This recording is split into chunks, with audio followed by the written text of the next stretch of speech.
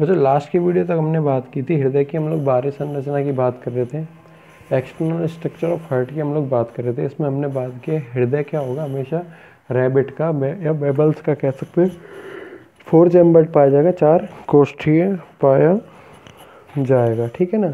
जिसके आगे की तरफ पाए जाएंगे 2 आलिंद, जैसे हम लोग ऑरिकल्स बोलते हैं, पीछे की ओर पाए जाएंगे 2 निलय, जिन्हें हम लोग वेंट्रिकल होते हैं। जो आलिंद होता है, ठीक है ना, जो आगे की ओर आलिंद पाए जाते हैं, दोनों ऑरिकल्स पाए जाते हैं, जो इनका पश्च भाग होता है थोड़ा सा फूला हुआ होता है, और फूल कर ये क्या करता है, निलय के कुछ भाग को ढका हुआ रहता है, निलय के कुछ भाग को ढका हुआ पाया जाता है। इसको हमने डायग्राम में भी समझाया था। इसको इस प्रकार से कर सकते हैं हम लोग, ये क्या है, यहाँ आलिंद है और निलय जा रहा है अंदर की तरफ, तो निलय के कुछ भाग को दोनों ऑरिकल्स के पश्च भाग ने ढक रखा है। इस भाग को हम लोग बोलते हैं ऑरिकुलर अपेंडिक्स। इस भाग को हम लोग बोलते हैं ऑरिकुलर अपेंडिक्स बोलते हैं, ठीक है ना। अब बात की जाए जो दाहिना निलय होता है, राइट वेंट्रिकल होता है, लेफ्ट वेंट्रिकल की तुलना में क्या होता है, थोड़ा सा छोटा पाया जाता है। इसके छोटे होने का कारण ये है क्योंकि जो इनकी वेंट्रिकुलर सर्कस होते हैं, वेंट्रिकुलर सर्कस बोल सकते हैं, जो कि इनको विभाजित करती है पट्टी, जो कि एक ऐसी पट्टी जो कि निलयों को विभाजित करने का डिवाइड करने का काम करती है। ये क्या होती है, थोड़ी सी तिरछी पाई जाती है। ये क्या होती है, थोड़ी सी तिरछी पाई जाती है। इसलिए क्या होता है, जो राइट वेंट्रिकल होता है लेफ्ट वेंट्रिकल की तुलना में थोड़ा सा छोटा पाया जाता है, ठीक है ना। और इस विभाजन पट्टी को हम लोग बोलते हैं वेंट्रिकुलर सल्कस। इस विभाजन पट्टी को हम लोग बोलते हैं वेंट्रिकुलर सल्कस बोलते हैं, ठीक है ना।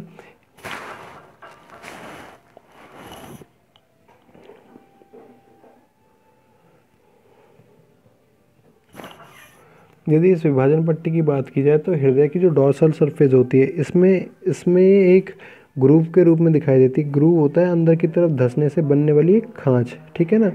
इस खांच को हम लोग बोलते हैं इंटरवेंट्रिकुलर सल्कस। इसी के नाम के आधार पर हमने दे रखा है, दोनों के बीच में ग्रूव बन रहा है डॉर्सल सरफेस पे, इसीलिए इसको बोला है इंटरवेंट्रिकुलर सल्कस, ठीक है ना। इसी प्रकार से दोनों आलिंदों को निलय से जो पृथक करती है खांच, ग्रूव जो अलग करती है, इस खांच को हम लोग बोलते हैं कोरोनरी सल्कस। कोरोनरी सल्कस हम लोग देखें तो इस प्रकार से कह सकते हैं, ये ऊपर की तरफ पाए जा रहे वेंट्रिकल या नीचे की तरफ पाए जा रहे हैं ऑरिकल। तो इन दोनों को ये जो खांच हो रही है, ग्रूव बन रहा है, ये क्या हो रहा है, अलग कर रहा है। इसको हम लोग बोल सकते हैं, यहाँ पे लिख भी देता हूँ मैं, कोरोनरी सल्कस, ठीक है ना। इसको हम लोग बोलेंगे कोरोनरी सल्कस कह सकते हैं, ओके। यह है विभाजन पट्टिका।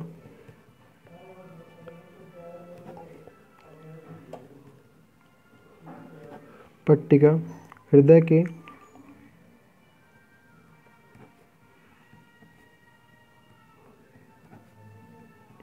अधरतल डॉर्सल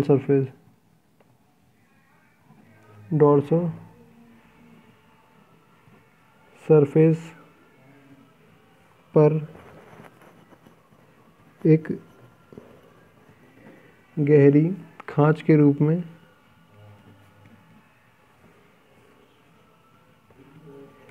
ग्रूव के रूप में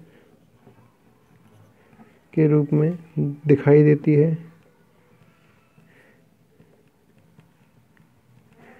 ग्रूव के रूप में दिखाई देती है। इसे इंटरवेंट्रिकुलर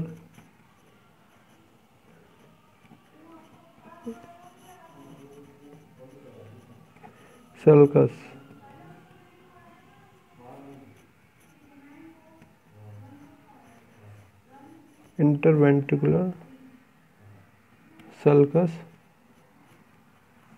कहते हैं, ठीक है ना। इसे हम लोग बोलते हैं इंटरवेंट्रिकुलर सल्कस। इसी प्रकार से हमने बात की थी कोरोनरी सल्कस की, जो कि क्या करती है, एक ऐसी खांच जो कि आलिंदों को निलय से अलग करने का कार्य करती है। आलिंदों को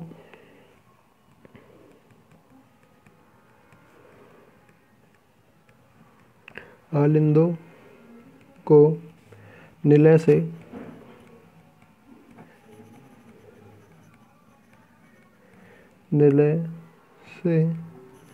पृथक करने वाली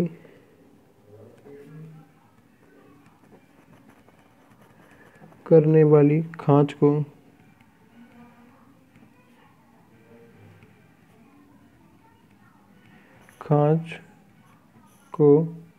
कोरोनरी सल्कस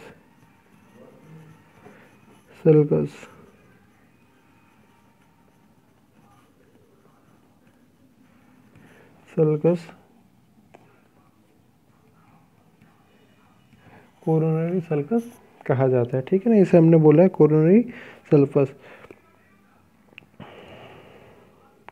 यदि नीलों की बात की जाए तो आलिंदों से क्या होते हैं, थोड़े से बड़े पाए जाते हैं और हल्के रंग के होते हैं, थोड़ा सा लाइट कलर के पाए जाते हैं।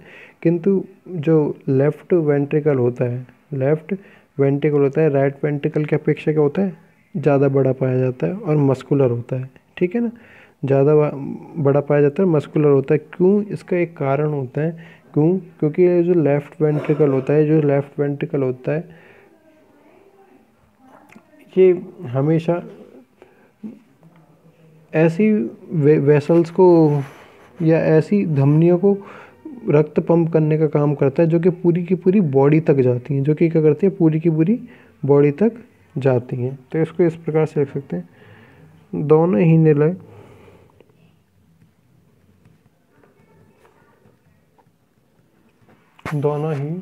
निलय आलिंदों से आकार की दृष्टि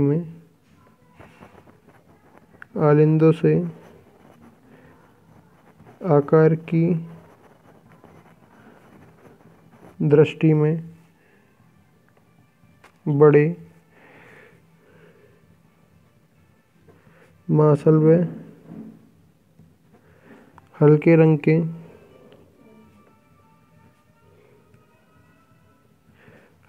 के होते हैं, किंतु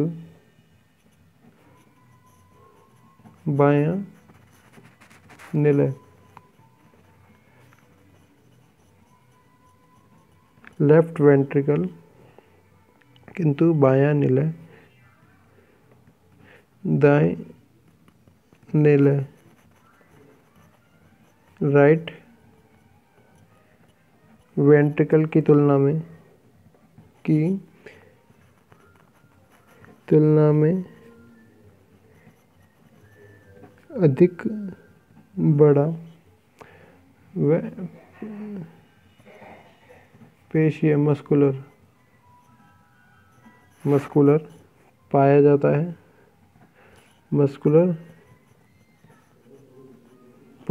है, क्योंकि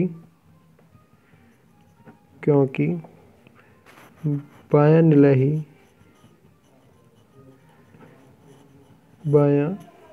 ही पूरे शरीर में रक्त को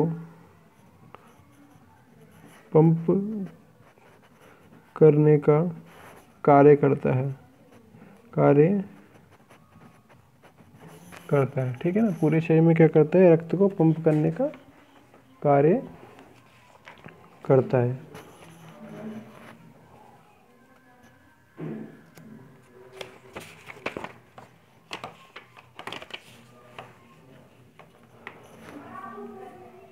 पूरे शरीर में क्या करता है, रक्त को पंप करने का कार्य करता है। दायां जो नीला होता है, राइट नीला होता है, जो कि क्या करता है, केवल ब्लड को हमेशा फेफड़ों तक ही पहुंचाता है। ठीक है, दाहिना निलय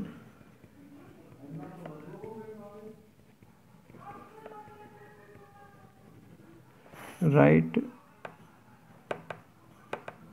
वेंट्रिकल रक्त को केवल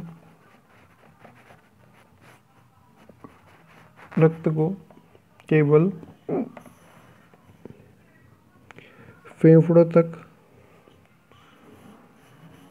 भेजने का कार्य करता है। रक्त को फेफड़ों तक भेजने का कार्य करता है। ठीक है ना, अब यदि बात की जाए इसमें साइनस वेनोसस की, शिरा कोटर जो हम लोग पढ़ते हैं, जैसे कि हमने मेढक में पढ़ा था, खरगोश में भी क्या होता है, खरगोश में ये नहीं पाया जाता। लेकिन यदि बात की जाती है इसकी भ्रूणावस्था की बात की जाए, एम्ब्रियोनिक स्टेज की बात की जाए, ठीक है ना, तो भ्रूणावस्था में शिराकोटर पाया जाता है। लेकिन जैसे जैसे अडल्ट किस कंडीशन में आता है वयस्क अवस्था में आता जाता है। दाएं आलिंद की जो यह क्या हो जाता है, साइनस विनोसस एक दाएं जो आलिंद होता है, राइट ऑरिकल होता है, उसका ही, उसकी दीवार का ही क्या हो जाता है, एक भाग बनकर रह जाता है। शिराकोटर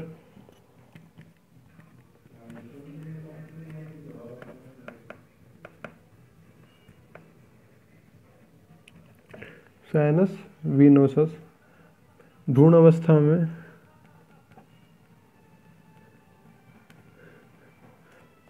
में पाया जाता है, किंतु वयस्क अवस्था में यह दाएं आलिंद की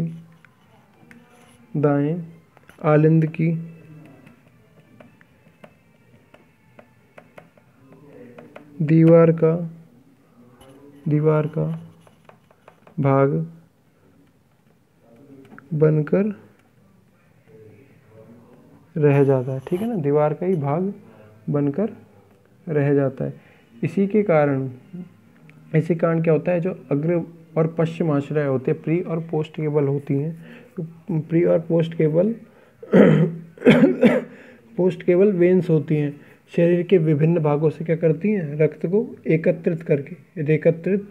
एकत्रित करके सीधे ही क्या, कहाँ पे डालेंगे, जो दाहिना आलिंद होता है, राइट ऑरिकल होता है, इसमें डाल देती हैं,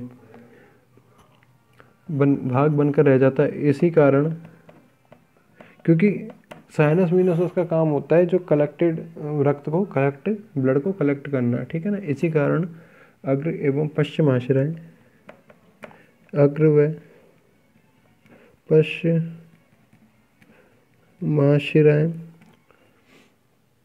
प्री और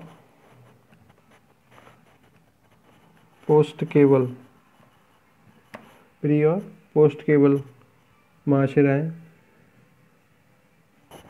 महाशिराएं शरीर के विभिन्न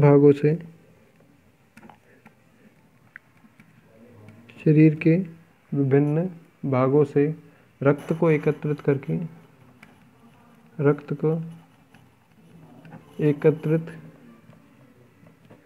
करके सीधे ही दाहिने आलिंद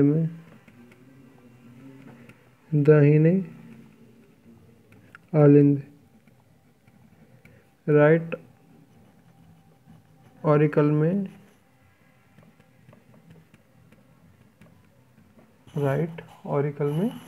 डाल देती है, ठीक है ना, राइट ऑरिकल में डाल देती है। अब क्या करती है, जो पल्मोनरी वेन्स होती है, फुफ्फुस शिराएं होती है, जो कि फुफ्फुस से लाया गया शुद्ध रक्त होता है, ऑक्सीनेटेड ब्लड भी बोल सकते हैं, शुद्ध रक्त होता है, वो कहाँ आ जाता है, बाएं आलिंद में आ जाता है, ठीक है।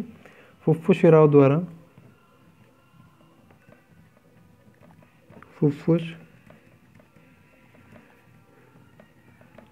द्वारा शुद्ध रक्त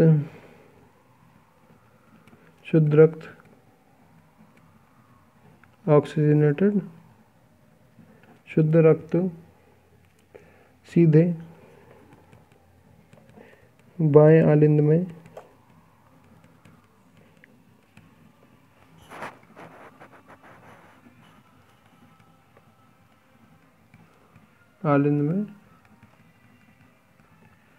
आ जाता है, ठीक है ना, बाएं आलिंद में आ जाता है।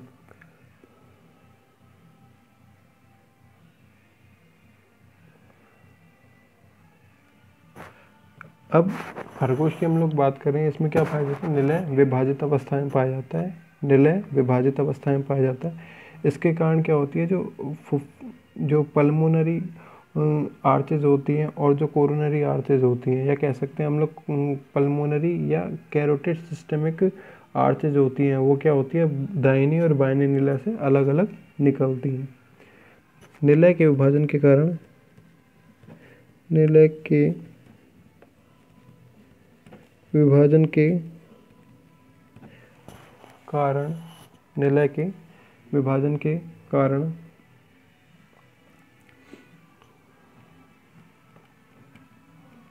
पल्मोनरी आर्चेज तथा कैरोटिक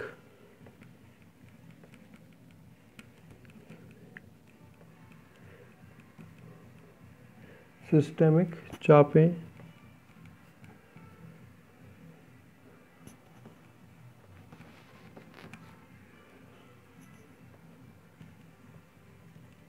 सिस्टेमिक आर्चेज दाहिने राइट तथा बाएं लेफ्ट निलय से